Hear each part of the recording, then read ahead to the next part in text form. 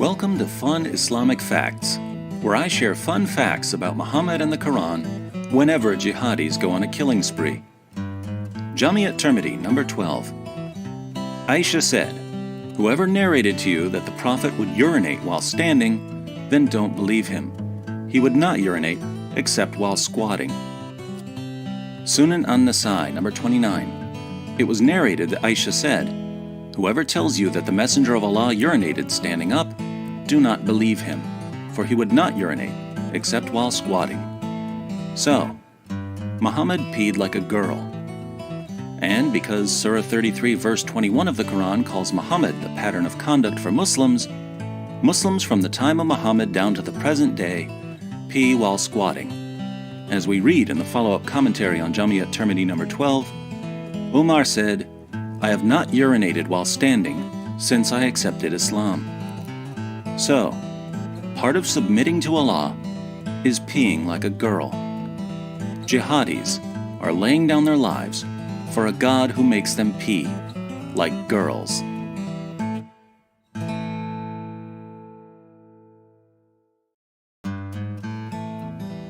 Welcome to Fun Islamic Facts, where I share fun facts about Muhammad and the Quran whenever jihadis go on a killing spree. In our last video, we learned that Muhammad peed while squatting. Even in Muslim sources, we read about people making fun of him for peeing like a girl. In Sunan Abu Dawud, number 22, for instance, two men see him peeing and say, "Look at him. He urinates as a woman urinates." Apparently, they didn't realize how important proper urinating habits are in Islam. According to Muhammad, not urinating properly is a one-way ticket to hell. Sunan Ibn Majah, number 347.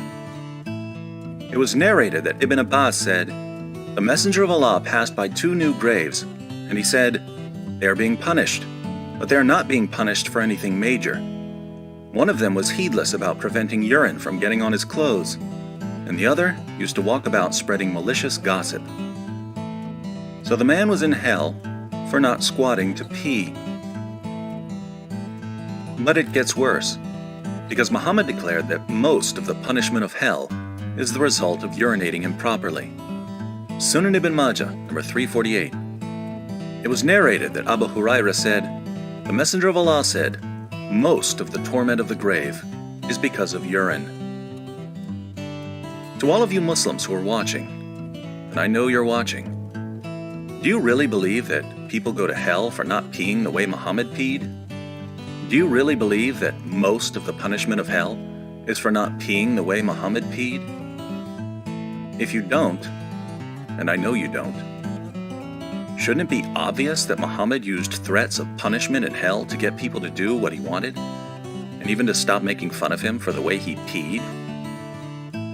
If Muhammad was the sort of man who would make up stories about people burning in hell for peeing the wrong way, just to get people to stop saying that he peed like a girl, is this really the sort of man you can trust to tell you the truth about God and salvation?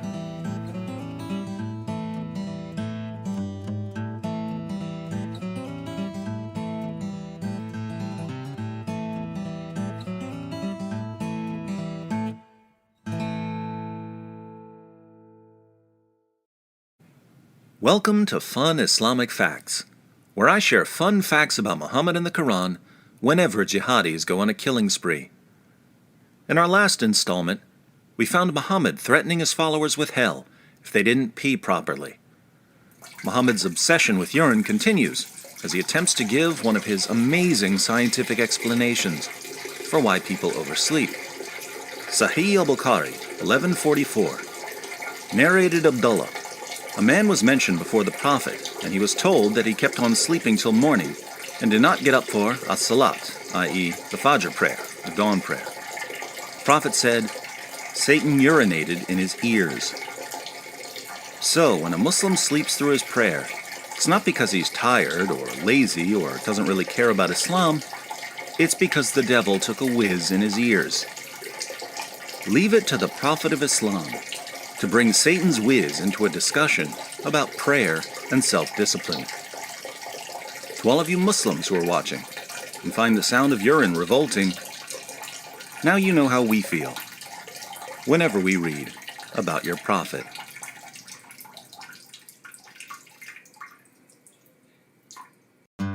Welcome to Fun Islamic Facts, where I share fun facts about Muhammad and the Quran whenever jihadis go on a killing spree. So far, we've seen that Muhammad squatted to pee, that he threatened his followers with hell if they didn't squat to pee, and that he warned his followers about Satan peeing in their ears. Muhammad's obsession with pee continues as we turn to his solution for stomach aches. Sunan an-Nasa'i, number 307. It was narrated from Anas bin Malik that some Bedouins from Urine came to the Prophet and became Muslim, but the climate of Al-Madinah did not suit them. Their skin turned yellow and their stomachs became swollen. The Messenger of Allah sent them to some pregnant camels of his and told them to drink their milk and urine until they recovered. Then they killed the camel herder and drove the camels away. The Messenger of Allah sent people after them, and they were brought back. Their hands and feet were cut off and their eyes were smoldered with burning nails. The commander of the believers, Abdul Malik, said to Anas, when he was narrating this hadith to him, "Were they being punished for kufr or for a sin?" He said, "For kufr." Here are 3 takeaways. First, Muhammad's solution to sickness was drinking camel urine. Why don't doctors today recommend camel urine for stomach problems? Because camel urine doesn't help with stomach problems, though this doesn't stop Muslim merchants from selling camel urine as a cure. One merchant even got caught selling bottles of his own urine as camel urine. Think about how much urine has been consumed by the Muslim community over the centuries because of Muhammad. Second, Islam's most trusted sources claim that the Muslims who drank the camel urine left Islam, scattered Muhammad's camels, and killed his camel herder after the camel urine cured them. But is this really believable? Why would they leave Islam and become enraged after following Muhammad's advice and being cured? Isn't it far more likely that they drank the camel urine, became even more sick, realized that Muhammad was a false prophet who made them drink camel urine, and scattered Muhammad's camels in a fit of rage? Third, Muhammad had his followers chop the men's hands and feet off and burn out their eyes with hot nails. The men were then left in the heat to die and were refused water. One of them was biting at the ground out of thirst. Muslims often claim that these apostates were tortured, mutilated, and left to die because of what they had done to Muhammad's camel herder. But Anas, who narrated the story, was specifically asked whether they were tortured, mutilated, and left to die because of some sin or because of kufr, their return to unbelief. Anas said that they were tortured, mutilated, and left to die for kufr, unbelief. Welcome to Islam, the religion that tells you to drink camel urine, then, when you get even sicker and decide to leave, chops off your hands and your feet, burns out your eyes with hot nails, and leaves you to die as you bite the ground from thirst.